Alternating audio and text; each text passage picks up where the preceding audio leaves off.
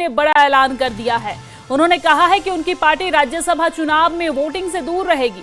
Sajjad Ghani loan ने साफ कर दिया है कि नेशनल कॉन्फ्रेंस को वोट नहीं करेंगे। उन्होंने आरोप लगाया है कि उमर अब्दुल्ला अहंकार में डूबे हुए हैं, इसलिए नेशनल कॉन्फ्रेंस ने उससे संपर्क नहीं किया है।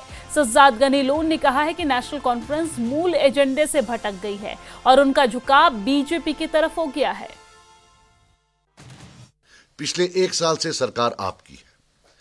अब आप सबूत दें जम्मू कश्मीर के लोगों को कि आपने बीजेपी के कहने पर कांग्रेस को राज्यसभा सीट नहीं दी। मैं आज आपको एक्यूज कर रहा हूं कि आपने बीजेपी के कहने पर कांग्रेस को सीट नहीं दी। मैं ये कहना चाहता हूं कि आप दिल्ली गए, जैसे 2019 में रात को दिल्ली गए, सवेरे 370 लिया। परसों वो मैराथन के बहाने भी आप दिल्ली थे, तो मुझे उसी वक्त मैंने वल्लाह इन सबको बोला कि गई कांग्रेस को ये सीट नहीं देंगे।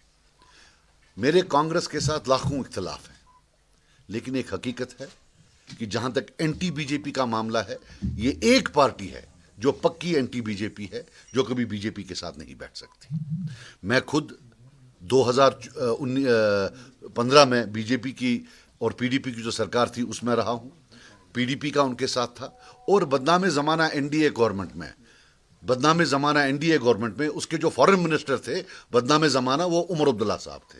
हम सब कभी ना कभी उनके साथ बैठे हैं, लेकिन एक कांग्रेस है जो कभी नहीं बैठी है, और उस कांग्रेस को आज उनने सीट नहीं दी। एक और चीज बता दूं मैं आपको, जब भी स्टेटहुड का मामला उठेगा, 2 पार्टियां बड़ी अहम हैं, कांग्रेस और बीजेपी। बीजेपी तो दे नहीं रही है। दूसरी पार्टी जो आपको स्टेटहुड दे सकती है वो है कांग्रेस, और ये बिहेवियर है हमारे नेशनल कॉन्फ्रेंस साहब का उस कांग्रेस के साथ। मैं मर जाऊंगा लेकिन कभी नेशनल कॉन्फ्रेंस को वोट नहीं दे सकता, ना नजरियाती तौर, और ऐसे भी मैं उस वर्कर को क्या मुंह दिखाऊं जिसकी मां को कैंसर है। एलजी ने 5 साल उसको पनिशमेंट पोस्टिंग नहीं दी पीसी होने के लिए, लेकिन आपकी सरकार ने आज 100 किलोमीटर दूर भेजा। कांग्रेस वालों से बात हुई मेरी इंडिविजुअली, कोई पार्टी की लेवल पर नहीं।